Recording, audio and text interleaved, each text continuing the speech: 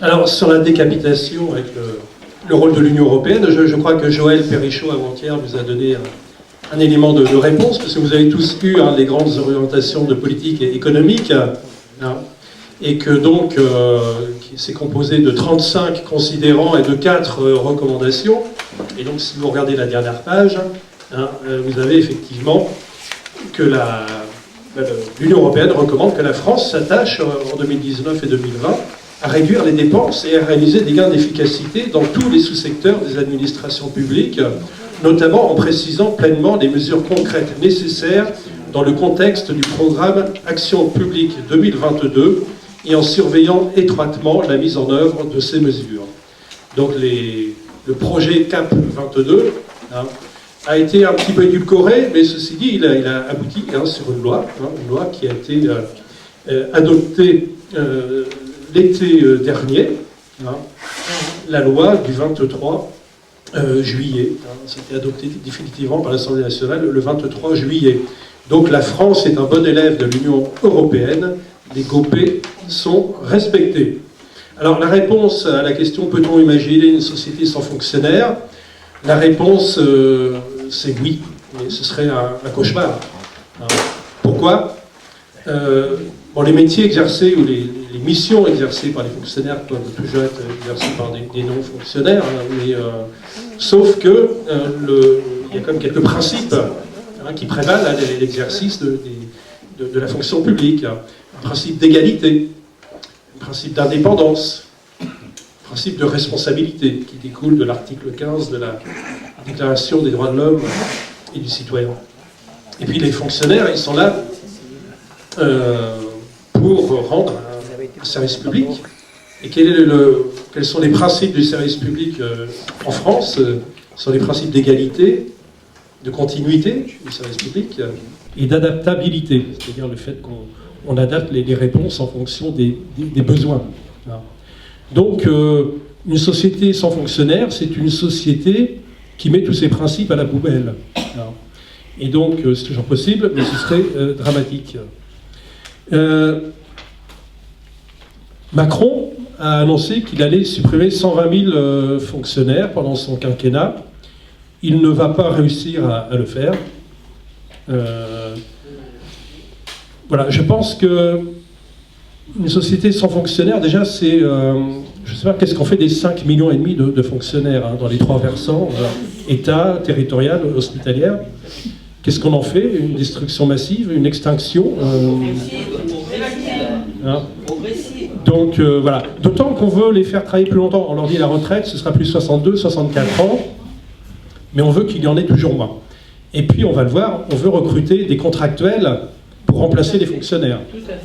Mais si on regarde les fonctionnaires actuellement et qu'on les poursuit jusqu'à 64 ans pour certains, et puis qu'on embauche en même temps des contractuels pour pouvoir faire passer des nouvelles règles de gestion, comme ça a été fait au PTT, comme j'expliquais tout à l'heure, en fait, on va vers une augmentation des effectifs. Donc c'est un peu curieux. Comment vont-ils faire? Ils ont quelques idées sur le comment faire, comment réduire les effectifs dans la fonction publique, tout en embauchant des contractuels pour faire passer une nouvelle culture de type privé. Alors, que nous dit la réforme votée le 23 juillet? Recrutement massif de contractuels, donc massif, mais il faudrait être moins nombreux, globalement dans la fonction publique. Donc des contrats de projet, c'est-à-dire certains contrats, voilà, ce ne sera plus du statut, ce sera du contrat, on embauche des gens, mais dans un certain nombre de cas, ce sera le temps de la réalisation d'un projet. Ça renvoie aux lois travail que l'on connaît pour le droit privé, dans le Code du travail. Et donc là, ce serait étendu à la fonction publique. On va voir dans la suite qu'il y a beaucoup d'extensions de ce qui s'est passé dans les lois travail qui seraient injectées dans la fonction publique. Une prime de précarité. Donc on va précariser, on reconnaît qu'on va précariser les gens, parce qu'on prévoit l'instauration d'une prime de précarité. Donc les contractuels, c'est des CDD et des CDI, donc y compris des précaires, des très précaires, les CDD. Il est prévu aussi une portabilité entre les 3 versants. Alors ça veut dire que je ne sais pas si tu es informaticien Dans une ville, tu pourrais devenir informaticien dans un hôpital ou dans un ministère, par exemple, ou une université, ou ailleurs. Hein. Aujourd'hui, ça n'existe pas, ou très peu. Des mobilités, là aussi, il y a... Alors, la mobilité dans la fonction publique, on appelle ça plutôt des vœux. Hein. On a des vœux de changer, d'affectation. Hein. Voilà. Mais c'est le principe, au départ, c'est quand même que chaque fonctionnaire fait des fiches de vœux, veut rentrer dans sa région d'origine, etc., veut changer de lieu. Mais ce sont des mobilités, on va dire, choisies quand même, hein, à l'origine. Alors que là, ce seront vraiment des mobilités subies. Hein. Moi, je sais qu'en ce moment, par exemple, j'ai des collègues des finances publiques à Paris, on leur dit, bon, on va fortement diminuer, on va fermer de nombreux centres des finances publiques à Paris. Vous allez aller en province, parce que c'est ce que disent les Gilets jaunes, il faut revivifier la province, hein, donc vous allez partir en province. Hein, et donc, nos amis parisiens nous disent, mais nous on veut vivre et travailler au pays, mais notre pays c'est Paris maintenant. On s'est installé là il y a 30 ans, il y a 40 ans, il y a 20 ans. Voilà. Donc voilà pour ce qui est des mobilités. Les détachements d'office également. Alors actuellement, il y a un certain nombre de fonctionnaires qui travaillent dans des établissements publics, enfin dans différentes entités qui ne sont pas strictement de la fonction publique. Ils peuvent le faire sous forme de détachement, c'est-à-dire que dans ce cas-là, c'est le nouvel employeur qui les paye. Hein. Ou alors sous forme de mise à disposition. La mise à disposition, c'est-à-dire que tu gardes ton employeur, tu es toujours rémunéré par ton employeur de la fonction publique, mais en échange, l'entité pour laquelle tu vas travailler compense en versant de l'argent à ton employeur de la fonction publique. Ça, ce sont les mises à disposition. Mais là, ils veulent en finir avec les mises à disposition, ils veulent comment dire, verser les gens hein, directement chez d'autres employeurs qui ne sont plus la fonction publique, hein, qui sont des établissements publics ou autres. Donc, détachement d'office. Ils travaillent aussi à des ruptures conventionnelles hein, pour les contractuels. Et donc là, c'est le Code du travail qui rentrerait dans la fonction publique. Hein. Alors là, on arrive à une idée fort intéressante hein, pour diminuer le nombre de fonctionnaires, des plans de départ volontaires. Parce que quand même, si on veut embaucher des contractuels, qu'on veut faire travailler les fonctionnaires plus longtemps et qu'on veut réduire le nombre au total, il y a un problème dans l'équation. Donc, les départs volontaires, hein, moi j'ai subi ça dans mon entreprise, hein, à France Télécom, vous savez ce que ça a donné. Hein, voilà. Donc, voilà, c'est extrêmement dangereux hein, de vouloir faire inciter les gens au départ pour se retrouver dans des situations très précaires. Voilà. Autre innovation qui nous vient du privé également, la rémunération au mérite. Hein. Donc pour l'instant, il y a quand même des choses qui sont liées sur des concours, des notations, des avancements hein, prévus dans le statut général des fonctionnaires. Donc là, il y aurait des rémunérations à la tête du client, autrement dit.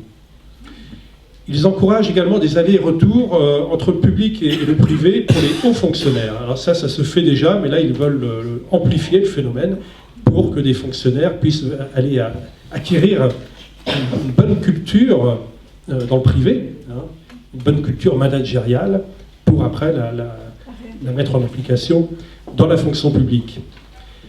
Alors, il y a des formations au management qui sont prévues également. Voilà, il va falloir que les services du personnel deviennent de véritables directions des ressources humaines et que les encadrants deviennent de réels managers au sens managérial privé du terme. Il y a également des menaces sur le CNFPT, hein, ce Centre national de la fonction publique territoriale, hein, qui est chargé de dispenser une formation professionnelle homogène partout en France, hein, pour les fonctionnaires de la fonction publique territoriale. Là, il y a des menaces sur le CNFPT, et donc c'est-à-dire que chaque territorialité, chaque fonction publique hein, pourrait faire sa propre sauce, sa propre formation professionnelle. Il est prévu également un changement dans ce qui est représentation du personnel. Hein. Aujourd'hui, il y a des CAP. Alors les CAP seraient maintenues, mais elles auraient moins de prérogatives, c'est-à-dire les commissions administratives paritaires qui s'occupent du déroulement de carrière des fonctionnaires. Pour les questions disciplinaires, il y aurait toujours des CAP, mais il n'y aurait plus de CAP de recours. Hein. Comme recours, il resterait éventuellement simplement le tribunal administratif. Il est prévu également de supprimer les CHSCT, comme c'est en train d'être le cas en ce moment dans le privé, de remplacer les comités techniques par des comités sociaux, hein, c'est l'équivalent du CSE dans le privé, instauré par les ordonnances travail. Donc on voit bien qu'il y a une entrée hein, du Code du travail dans ses pires aspects hein, dans la fonction publique, c'est ce qui est prévu. Alors, avec une obsession, hein, c'est de diminuer les dépenses publiques, voilà. Et puis, il faut bien voir aussi, il y a d'autres. Il ne se passe pas que ça. Il n'y a pas que cette transformation de la fonction publique. Il y a un désir vraiment de privatiser. Alors, c'est pas seulement privatiser l'emploi en transformant un emploi public en emploi privé. Il y a aussi des activités entières qui sont déléguées, hein, dans le cadre des délégations de services publics, des partenariats publics-privés, mais également des associations. Il y a de très nombreuses associations aujourd'hui qui jouent le rôle d'administration, en fait, qui ont des financements publics, des subventions 100% publiques, qui ont des missions qui leur sont données par leurs financeurs, donc des missions 100% publiques. Et il est arrivé, par exemple, en 2016, que au CIDJ à Paris, le CIDJ c'est le Centre d'information, documentation jeunesse, eh bien ces salariés avec leur syndicat CGT aillent au tribunal administratif et arrivent à faire requalifier cette association comme association transparente, c'est-à-dire que le plan social qui était prévu dans cette association, le plan de suppression d'emploi, n'a pas pu avoir lieu car le juge a reconnu que ces agents, ces salariés de droit privé dans une association transparente, c'était des quasi-fonctionnaires. Vous voyez un petit peu, mais ce qui se joue il y a de très nombreuses associations qui jouent des rôles de service public, hein, qui sont financées par l'argent public et qui devraient intégrer la fonction publique, selon moi. Et puis il y a évidemment les privatisations des établissements publics, on en a parlé depuis tout à l'heure, hein, les grandes entreprises de réseau notamment. Alors, il faut bien voir que tout ça vient de loin. Il y a déjà eu une grande déstabilisation des trois versants de la fonction publique, État, territorial, hospitalière, par un projet qui s'est mis en œuvre, hein, qui s'appelle PPCR. C'était en 2015 que ça a été décidé. Parcours professionnel, carrière, rémunération. Ils ont commencé à chambouler hein, les carrières des fonctionnaires à ce moment-là. Et peut-être vous souvenez-vous, le 30 septembre 2015, voilà, c'était l'aboutissement de la négociation de PPCR, et il s'est trouvé que 3 syndicats, CGT, Solidaire, Force ouvrière, ont été contre. Et ces 3 syndicats, ça forme 51% hein, des fonctionnaires, et tous les autres qui ont signé, y compris la FSU, hein, représentaient 49%. Emmanuel Valls, ce jour-là, a dit « mais on s'en fiche, j'ai toujours dit qu'il fallait la majorité, mais aujourd'hui je pense l'inverse, hein, donc PPCR sera appliqué ». Voilà. Donc ça c'est le fait du roi, du prince. Hein, voilà. Mais donc, ça a été, il y a eu déjà un début de dénaturation. Je pense qu'on peut parler vraiment de dénaturation du statut hein, de la fonction publique, du statut général des fonctionnaires. Il faut bien voir que dans le temps, avant qu'il y ait un statut général de la fonction publique et du fonctionnaire, les fonctionnaires étaient considérés comme des sujets de l'État. Ensuite, grâce au statut de 1946 proposé par Maurice Thorez, qui était vice-président du Conseil, hein, secrétaire général du PCF, et bien grâce à cette loi instituant un statut général de la fonction publique qui a été adopté à l'unanimité à l'époque, hein, à ce moment-là, le fonctionnaire est devenu un fonctionnaire citoyen. Le fonctionnaire citoyen qui rend des services à l'usager citoyen. C'était vraiment l'esprit du statut.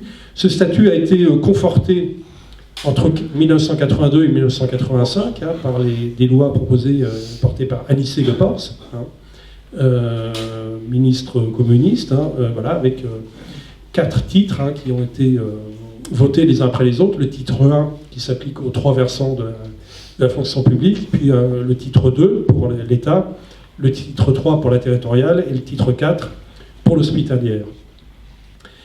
Donc voilà un petit peu dans quel contexte on est aujourd'hui. C'est une remise en cause totale du statut des fonctionnaires, du statut de la fonction publique. Et donc, comment ont réagi les fonctionnaires? Eh bien, ils ont peu réagi. Certainement qu'ils ont été préparés à ces changements depuis des années, c'est pour ça que j'ai parlé de PPCR.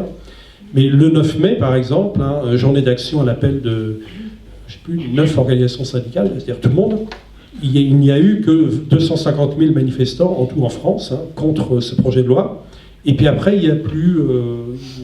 après, les hôpitaux se sont battus dans leur coin, les profs dans leur coin, les finances publiques dans leur coin, sont des problèmes plus spécifiques.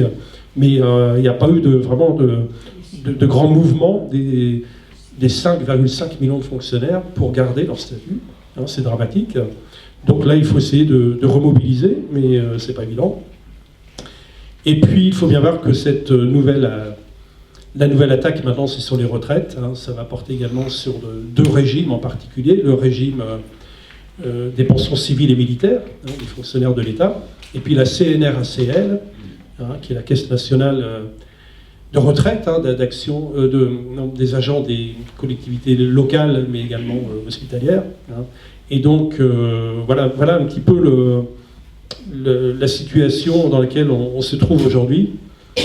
Et donc, finalement, non, on ne peut pas imaginer une société sans fonctionnaires, selon moi, car ce serait perdre vraiment tous les acquis de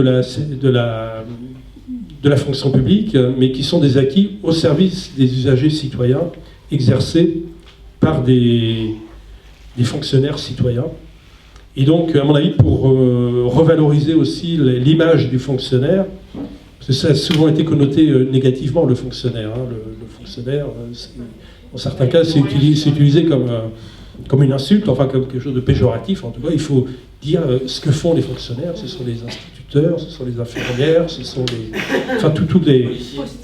les postiers, les policiers, enfin bon, les magistrats, etc. Enfin, voilà, il y en a 5,5 millions, les éboueurs, les gens qui travaillent dans les crèches, etc. C'est très très large.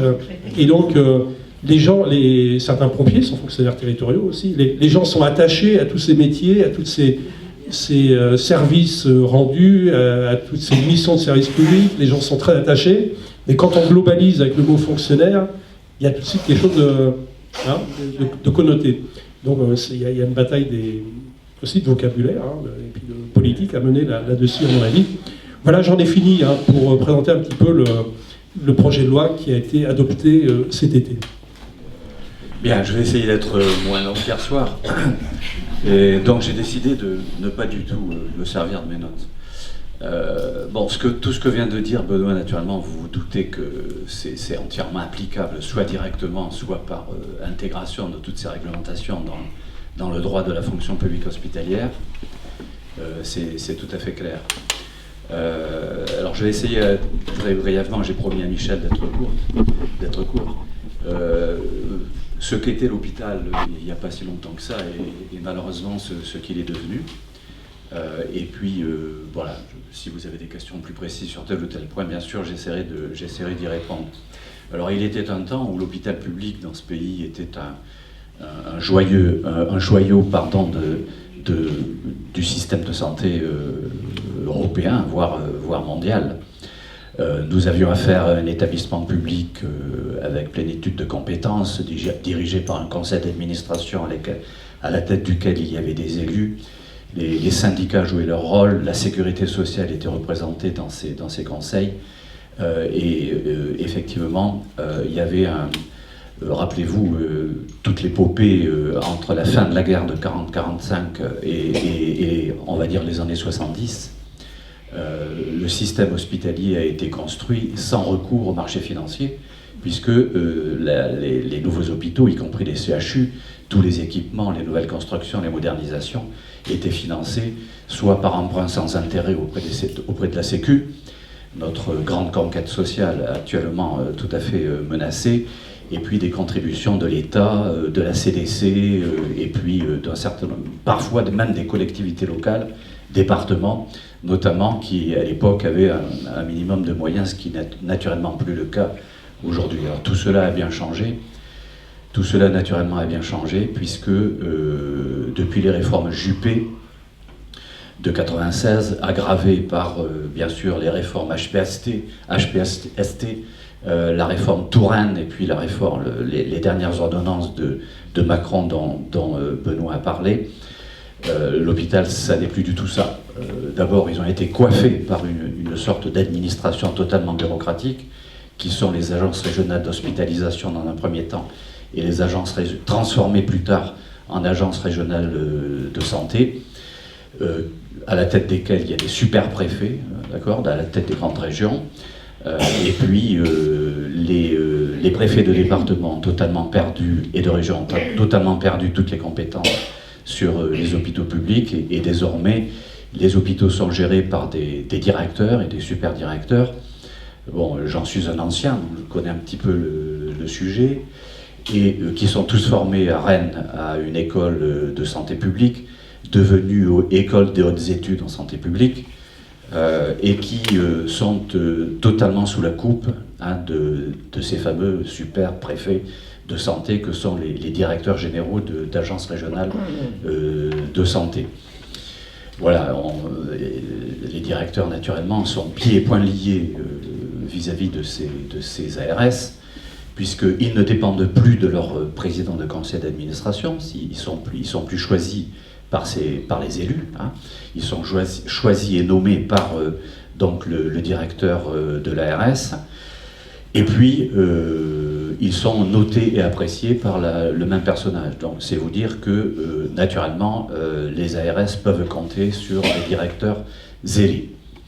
Alors là, pour le coup, nous ne sommes plus des fonctionnaires libres, nous sommes des fonctionnaires aux ordres. Premier point. Ensuite, on peut dire que le régime de financement des hôpitaux a changé du tout au tout. Avant, il y avait, après la libération, le prix de journée, si vous voulez. Bon, c'était très simple, peut-être un petit peu inflationniste d'ailleurs, puisque on déterminait les dépenses de l'hôpital, si vous voulez. Il y avait je vous passe les détails comptables, et à partir des dépenses réelles de l'hôpital, donc dépenses de personnel, dépenses de fonctionnement, équipement, etc., médicaments, produits pharmaceutiques, on déterminait des prix de journée selon les spécialités. Alors vous aviez un prix de journée de cardio, de chirurgie viscérale, de psychiatrie, tout ce que vous voudrez. Et donc c'était les dépenses qui ordonnaient les recettes, puisque les dépenses étaient traduites en prix de journée, et les prix de journée servaient à la facturation. Naturellement, tout cela a été remis en cause, et on est passé du prix de journée au budget global. Alors le budget global, c'était assez satisfaisant d'ailleurs, puisque les hôpitaux négociaient à l'époque avec le préfet du département, le plus souvent. On montait au ministère assez rarement quand il y avait des problèmes particuliers, mais tout se réglait au niveau du préfet départemental. Et vous arriviez avec votre projet de budget que vous aviez déjà présenté à votre conseil d'administration, au CTE qui à l'époque existait, à la commission médicale d'établissement qui à l'époque avait quelques avis positifs à donner. Et donc ce budget global était attribué, si vous voulez, hôpital par hôpital en fonction des besoins réels. Hein, c'était le job des directeurs d'hôpitaux en coordination avec leur conseil d'administration et leurs organisations syndicales dans les CTE, les CHSCT qui existaient aussi, et les CME, les commissions médicales, de présenter un budget en fonction des besoins, si vous voulez, en se concertant naturellement avec toutes ces forces vives-là. Bon, ce budget global a été liquidé au profit de ce qu'on a appelé ensuite la tarification à l'activité. Alors ça, c'est importé des États-Unis, les fameux DRG d'un économiste de la santé qui s'appelait M. Fetter, peu importe. Et donc, cette technique-là a été importée. Et donc maintenant, vous avez 700 ou 800 pathologies différentes qui ont été bien sélectionnées, avec des tarifs, mais ces tarifs sont fixés au niveau national. C'est-à-dire que les hôpitaux, les autorités hospitalières locales n'ont absolument plus aucune compétence pour déterminer les tarifs. Donc que vous habitiez Lille, Paris, Villefranche-de-Rouergue ou Cahors, eh bien c'est exactement les mêmes tarifs déterminés par le gouvernement tous les ans. Et donc vous avez la possibilité, c'est un levier considérable qui est entre les mains naturellement des ministres successifs, puisque quand vous voulez encourager le traitement d'une pathologie, vous augmentez les tarifs, quand vous voulez les décourager, vous les baissez. Et effectivement, les directeurs d'hôpitaux, il y a des grands débats dans la commission médicale d'établissement, croyez-moi là-dessus, naturellement, parfois sont gênés aux entournures. C'est tellement vrai que la quasi-totalité des hôpitaux, 70% en dernière statistiques, sont tous déficitaires. Voilà. Bon, donc, voilà pour la tarification hospitalière, qui est un recul par rapport à ce qui existait avant. Les dernières réformes Touraine, puis Buzyn, qui ont donné lieu à un certain nombre d'ordonnances, comme vous le savez, aggravent encore plus la situation. Benoît en a parlé, puisqu'on a liquidé aussi dans tous les hôpitaux publics les comités techniques paritaires et les CHSCT. Tout ça est en train d'être transformé, je crois que ça sera opérationnel au 1er janvier prochain, on y est. Et ces deux structures tout à fait fondamentales dans les hôpitaux, puisque quand même le CTE déterminait, négocier, si vous voulez, les conditions de travail donc, de tous les agents hospitaliers. Il y a 145 métiers dans les hôpitaux, hein. Donc de l'agent des services hospitaliers jusqu'à l'informaticien, en passant par les médecins, les infirmières, les aides-soignants, les cuisiniers, tout ce que vous voudrez. Bon, et donc les CTE étaient très utiles, naturellement c'était un élément de dialogue entre le conseil d'administration, le directeur, les syndicats, le personnel. Tout ça s'est liquidé puisque le CTE est supprimé. Et puis vous avez dans les hôpitaux, comme dans d'autres établissements publics ou même entreprises privées, les fameux CHSCT, les comités d'hygiène, de sécurité des conditions de travail, dans lesquels vous négociez les plannings de travail, les achats de nouveaux équipements, les matériels pour essayer de diminuer la pénibilité du personnel, hein, les lits électriques, pour épargner la peine des aides-soignantes et des brancardiers, le matériel automatique pour le traitement des sols, etc. etc. Eh bien, le CHSCT est également liquidé et ces deux structures seront transformées par le comité social et économique, ou économique et social, je ne sais plus, peu importe, et qui naturellement divise par plus que deux le nombre de délégués, de représentants syndicaux, si vous voulez, dans les différentes structures de concertation de l'hôpital. Donc ceci, naturellement, est un recul considérable. Et puis les dernières réformes, avant de vous parler de ce que ça a donné, tout ça, dans l'ambiance hospitalière aujourd'hui, bon, vous le voyez tous les jours dans les hôpitaux, Michel l'a évoqué tout à l'heure, maintenant on en est réduit à ce que certaines autorités prennent des décisions totalement inenvisageables il y a quelque temps, c'est-à-dire de faire passer l'autonomie de l'hôpital entre les mains du privé. Et donc, les dernières réformes sont encore pires, puisque vous savez qu'on est en train de créer ce qu'on appelle des groupements hospitaliers de territoire. Et donc l'objectif, naturellement, c'est d'en finir avec... vous savez, à la grande époque des hôpitaux, vous aviez quand même pas mal d'établissements publics hospitaliers, vous avez les grands CHU, mais vous aviez aussi des gros centres hospitaliers départementaux. Vous en aviez 3 ou 4 par département. Naturellement, ça dépendait de la population des 10 départements. Et dans ces établissements, vous aviez des plateaux techniques dans lesquels vous aviez du matériel de radiologie, des bons blocs opératoires, des bons laboratoires publics, tout ça naturellement, hein, avec du personnel sous statut, aussi bien médecin, statut particulier bien sûr, que le reste du personnel hospitalier. Tout le personnel hospitalier, de l'agent des services hospitaliers jusqu'au directeur, était sous statut. Le fameux statut titre 4 donc de la fonction publique, ancien livre 9. Bon, transformé en titre 4 avec la réforme donc d'Anicet Le Pors, effectivement en 1984, je crois, quelque chose comme ça.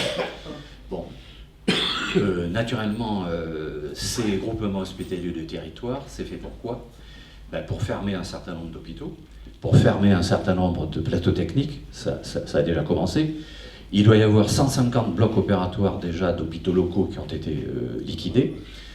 Et l'objectif suprême, si vous voulez, c'est il doit y avoir aujourd'hui, si ça n'a pas trop changé depuis 3 ans que je suis à la retraite, 29 CHU, dom-tom compris, mais l'objectif c'est d'en supprimer un certain nombre, parmi lesquels ceux qui sont décrétés être les moins actifs, c'est-à-dire des CHU comme Orléans, Besançon, Amiens, voilà, il ne m'en vient pas d'autres Metz, et du côté de la Bretagne et de la Normandie aussi, on va faire le vide. Bon. L'objectif, c'est naturellement de limiter le nombre des CHU, par conséquent des plateaux techniques, et de liquider carrément tous les plateaux techniques départementaux, sauf un par département, peut-être un deuxième en fonction de la démographie du département en question, et de transformer tout le reste des établissements en établissements de moyen séjour ou pour personnes âgées dépendantes, les fameuses EHPAD. Bon. Et donc, dans chaque département, vous aurez, quand il y a la chance que le département soit siège de CHU dans une grande ville, naturellement il sera maintenu, mais tous les autres, si vous voulez, centres hospitaliers, dans lesquels il y avait des plateaux techniques avec blocs, labos, centres de radiologie, équipements lourds, ils passeront dans un établissement ou 2 maximum par département. Donc voilà l'objectif. Naturellement, vous avez compris pourquoi on fait tout ça. Le personnel hospitalier dans un budget d'hôpital, c'est 70% du budget. Naturellement, l'objectif, c'est de réduire le plus possible la part de cette dépense. Hier, Jacques parlait de la déflation salariale, qui remplace la dévaluation monétaire. Eh bien, au niveau de l'hôpital, comme on ne peut pas augmenter les budgets, vu qu'on ne maîtrise plus les tarifs qui sont décidés au niveau national, le seul paramètre effectivement sur lequel les directeurs sont amenés à agir, c'est bien évidemment les dépenses de personnel. Bon, d'où effectivement les atteintes au statut et la transformation d'une grande partie des personnels hospitaliers en CDD. Et donc les directeurs ne sont même plus obligés, si vous voulez. Moi je me rappelle quand j'ai commencé ma carrière, je suis arrivé dans un hôpital, Aulnay-sous-Bois dans le 9-3 pour ne pas le nommer, il y avait un paquet d'auxiliaires, si vous voulez, parce que le poste de DRH avait été vacant depuis 3-4 ans. J'ai organisé une commission paritaire locale, une CAPL comme on dit, commission administrative paritaire locale, où j'ai d'un seul coup stagiairisé 150 agents. Plus de 150 agents. Ce genre de choses est désormais impossible. Parce que c'est... Pardon ? Stagiairisé, mis en stage avant la titularisation. Dans la fonction publique, je n'ai pas commencé dans les 2 autres, mais dans la fonction publique hospitalière, avant d'être titularisé, tu dois faire un stage d'1 an. Bon. Mais à 99,9%, quand tu as fini ton stage, tu es titularisé, sauf si tu es père et mère, mais bon. Bref. Donc ça c'est désormais impossible, et de plus en plus dans les effectifs hospitaliers de la quasi-totalité des hôpitaux, vous avez un paquet de CDD qui naturellement sont sous-rémunérés, qui n'ont pas accès au statut, qui par conséquent n'ont pas d'avancement automatique, puisque qui dit statut de la fonction publique hospitalière, comme dans la fonction publique d'État, comme dans la fonction publique, je crois, départementale, vous avez une carrière. Avec, je dis n'importe quoi, par exemple, le grade d'infirmière, vous aviez 9 ou 10 échelons, et à raison de 1 an et demi, 2 ans, 3 ans par échelon, et automatiquement, en fonction de votre notation, vous passiez d'un échelon à l'autre, et en général, vous terminiez une carrière assez, on va dire, ça n'a jamais été Byzance, mais assez honorablement. Mais maintenant, vous avez des cas, si vous voulez, où les gens étant en CDD, ils n'avancent plus. Donc ils restent au même stade pendant des années, avant de pouvoir avoir, si effectivement un certain nombre de conditions minimum sont réunies, la chance d'être mis en stage et d'être titularisé. Mais ça devient rarissime cette affaire-là. Alors au niveau des médecins, vous savez qu'ils ont un statut particulier, mais vous savez aussi que vu le numerus clausus mis en place il y a un certain nombre d'années par un sinistre individu du ministère des Finances qui avait pensé S'il y avait moins de médecins, il y aurait moins de dépenses de soins, moins de dépenses de maladie. Naturellement, c'est pas ça qui s'est passé. Et donc, on traîne désormais, et c'est loin d'être fini, malgré les décisions prises de contraints forcés, on va dire, hein, parce que la situation était tellement catastrophique par Macron et Co.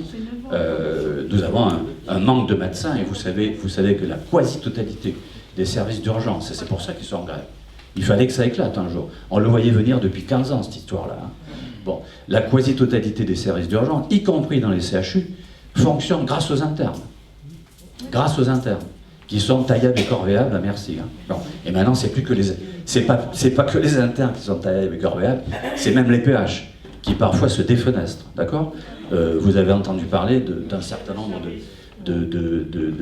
d'incidents, d'accidents comme ça, c'est pas des accidents d'ailleurs, c'est les difficultés et oui, on peut utiliser le mot d'exploitation désormais. Parce que quand vous avez une infirmière et une aide-soignante pour 35 malades dans une seule unité, et que l'infirmière et l'aide-soignante, quand il y a une infirmière d'ailleurs, parce que parfois on demande à une infirmière de nuit de couvrir plusieurs services, d'accord ? Quelle que soit sa spécialité. Hein. Donc vous pouvez être infirmière formée, je dis n'importe quoi, en chirurgie viscérale, mais on va vous demander de couvrir le service de cardiologie du 2e étage. Hein. Vous êtes au 4e. Bon, c'est pas rare, hein, ce genre de choses. C'est loin d'être rare, croyez-moi. Et donc, naturellement, il y a un épuisement, si vous voulez, du personnel hospitalier qui est très clair et qui commence maintenant à atteindre les médecins parce qu'il y a si vous voulez, et avant que les nouvelles dispositions sur le numerus clausus prennent effet, vous savez que les études de médecine, maintenant c'est 15 ans, vous avez non seulement le doctorat d'État, hein, qui est déjà assez long, mais après vous avez la spécialisation, naturellement. Hein. Donc, en moyenne, c'est 15 ans, il faut compter 15 ans. Ouais, la décision a été prise il y a 1 an ou un an et demi. Donc vous voyez ce qui va se passer. Et dans les 5 ans qui viennent, il y a une catastrophe qui se prépare, hein, sans être alarmiste. Hein. Oui, mais dans les 5 ans qui viennent, la moitié des médecins vont partir à la retraite. D'accord ? Bon, donc non seulement ça ne sera pas suffisant, les mesures qui ont été prises, mais il va falloir faire appel effectivement à des médecins étrangers. Et ce n'est pas les 1500 postes qui ont été votés au budget de 2018. 2019, je ne sais pas combien il y en a. Ouais. Et je crois que c'était 1500 en 18, 19, je ne sais pas. Bon, bref. On le saura bientôt. Je ne crois pas que la loi PLFSS ait encore été votée, puisque vous savez que tous les ans, il y a désormais une loi qui limite les dépenses, qui fixe l'ONDAM, l'objectif national des dépenses d'assurance maladie. Et donc, voilà, on vous fixe, voilà, je dis n'importe quoi, c'est d'ailleurs pas n'importe quoi, c'est, on va dire, 1,2% d'augmentation. Mais comme le taux d'inflation est à peu près la même chose, ça veut dire que les dépenses d'assurance maladie stagnent depuis un certain temps. Bon, donc c'est pas du tout étonnant, si vous voulez, que nous retrouvions sur à peu près 524 services d'urgence qui existent encore dans ce pays. Vous en avez 270 qui sont en grève. Hein, et je pense que le mouvement va vraisemblablement s'étendre.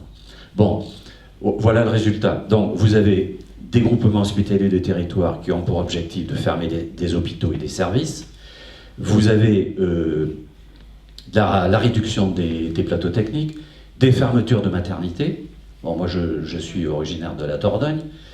Pour les élections législatives de 2017, je me rappelle avoir fait un meeting sur le parking de l'hôpital de Sarlat. Et ça a été très bien accueilli d'ailleurs parce qu'ils étaient en train de vouloir fermer la maternité de Sarlat. Si la maternité de Sarlat ferme, vous n'en aurez plus qu'une qui sera à Périgueux. Alors, une femme qui habite aux confins de la Dordogne et de la Gironde, il faudra qu'elle aille à Périgueux, ça lui fait 70 à 80 km. Bon. C'est la Dordogne, c'est pas le pire des départements. Voilà. Et si le bébé il a des problèmes, et la maman, ça peut arriver, eh bien, il n'y a pas de service de réanimation néonatale, il faudra aller à Bordeaux. Bordeaux qui est à 150 km depuis Périgueux. Bon, vous voyez un peu le truc. Et ça, c'est pas typique de la Bretagne, de la Dordogne. Hein. Voilà, vous avez de multiples exemples qui vous viennent à l'esprit de fermeture de maternité, de fermeture de bloc opératoire, de fermeture de plateau technique. Voilà, on en arrive là. Et alors, côté personnel, c'est tout à fait catastrophique. J'en finirai par là et puis on répondrai peut-être plus tard à vos questions après avoir que Michel conclue et dit ce qu'elle a à dire. Donc, recul au niveau des statuts des personnels, avec épuisement et préparation de grandes catastrophes, à mon avis, de ce côté-là, tant au niveau médical qu'au niveau... Vous savez qu'aujourd'hui, on ne trouve plus de médecins anesthésistes. Il n'y a plus de médecins anesthésistes, il n'y a plus de pédiatres. Les pédiatres qui partent à la retraite ne sont pas remplacés, d'accord ? Vous avez des spécialités chirurgicales qui sont en difficulté.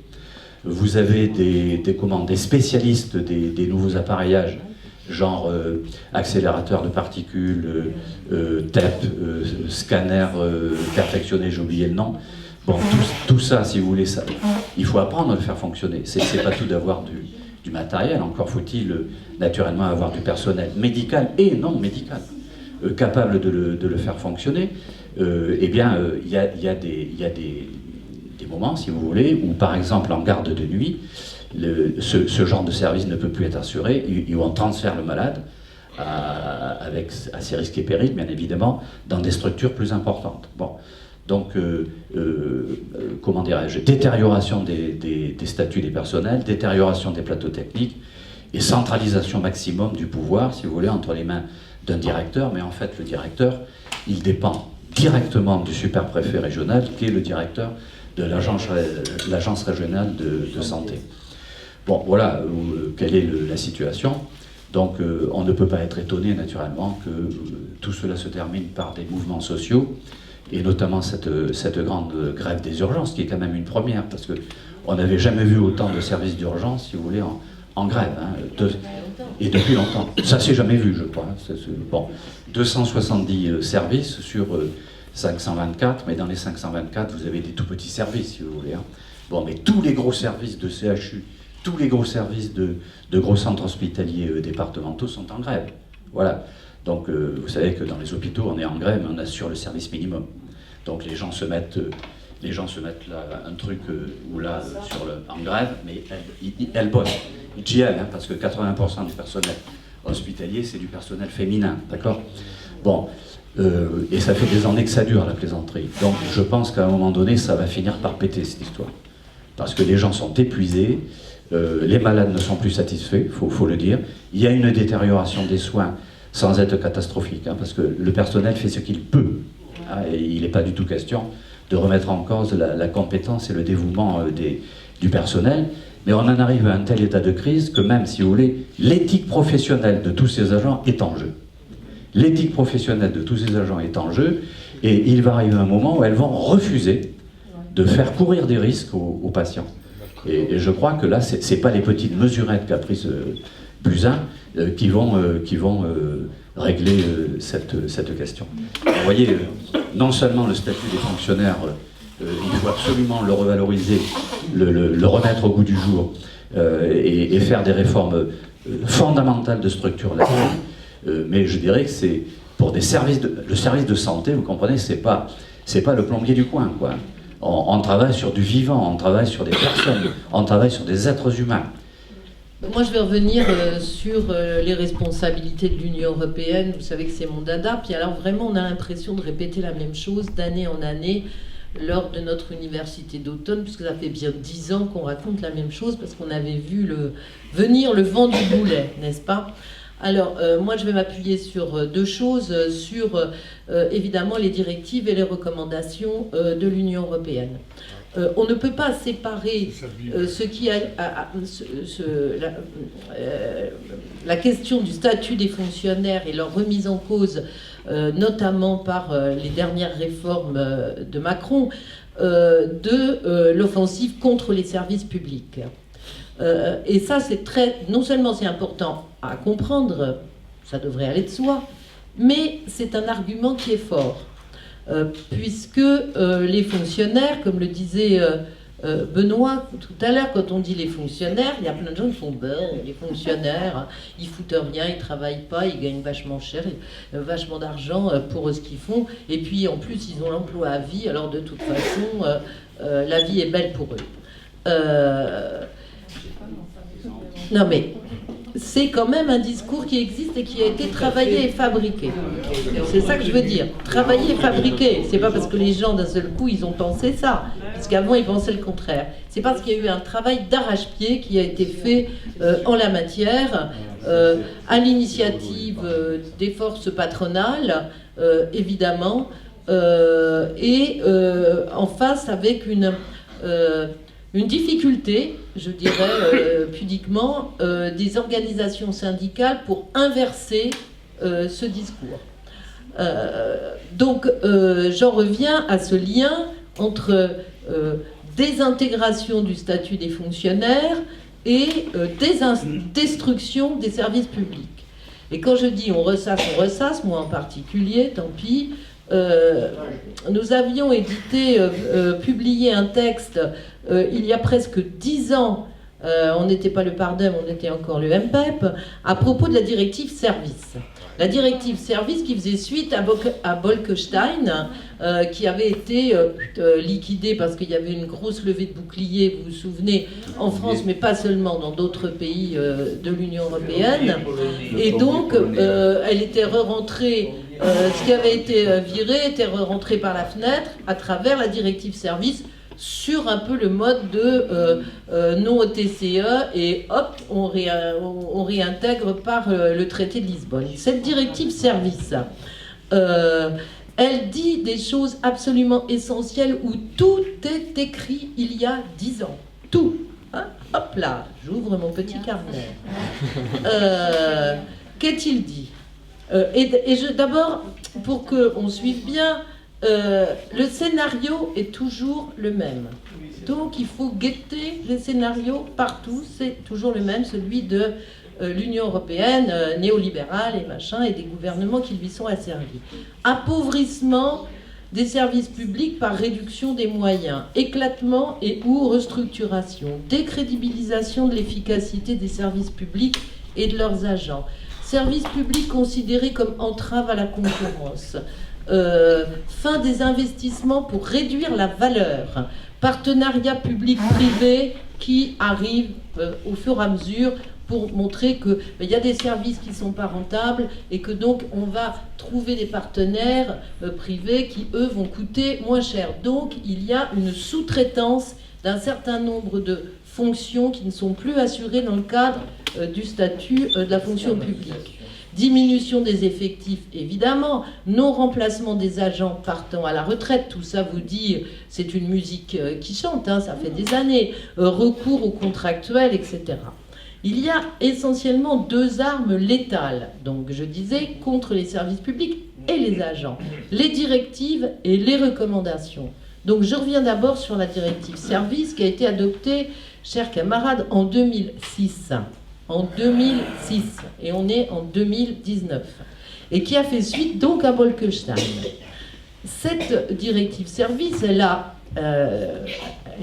est extrêmement claire. Évidemment, c'est une directive européenne. Elle dit quoi? Elle dit les services publics, c'est une particularité de la France, les services publics à la française, donc on ne peut plus retenir le mot de service public. C'est 2006. Et on continue à dire service public.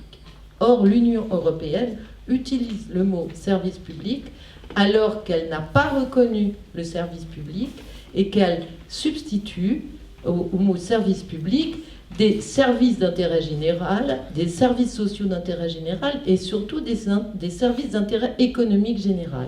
Et elle fixe à travers ça la conditionnalité aux aides d'État. Aux aides d'État. C'est-à-dire un service d'intérêt économique général ne peut pas prétendre à l'aide d'État. Je vous cite ce qui est dans les SIEG. C'est intéressant parce que ça recoupe ce qu'on a dit tout à l'heure. Ça concerne quoi? L'électricité, le gaz, les télécommunications, les services locaux, l'eau, les déchets, la santé, le logement, l'insertion, la formation professionnelle, les crèches, la protection sociale complémentaire, le handicap, le placement des chômeurs. En sont exclus la police, la défense, la justice, l'état civil et pour le moment la sécurité sociale et l'éducation obligatoire. Les SIEG entrent donc dans le marché intérieur avec liberté d'établissement, des prestations de services, l'interdiction des aides d'État, et tout cela est contrôlé par la Commission européenne, j'insiste, 2006. Il y a à côté de cela les machins parentables, et auxquels il ne faut pas toucher tout de suite, parce que ça la foutrait quand même mal. Donc, c'est les fameux services sociaux d'intérêt général. Donc, c'est tous les services sociaux parentables. Par exemple, les caisses d'action sociale pour une partie de leur activité. Nécessité d'y injecter donc de l'argent public. Mais il faut quand même respecter le principe de concurrence libre et non faussée. Soit liberté d'établissement et de prestation de services et égalité de traitement entre entreprises publiques et entreprises privées. Qu'on retrouve d'ailleurs dans les TAFTA Et qu'on retrouve par exemple dans la réforme récente sur le financement des EHPAD. Si on a le temps, on en parlera. C'est-à-dire on pique de l'argent qui est accordé aux EHPAD publics au nom de l'égalité et on les injecte dans les EHPAD privés. Ce qui veut dire que mécaniquement, les EHPAD publics reçoivent moins et les EHPAD privés reçoivent plus, avec une petite différence, c'est qu'il y a entre 5 et 15% de rentabilité sur l'action dans les EHPAD privés.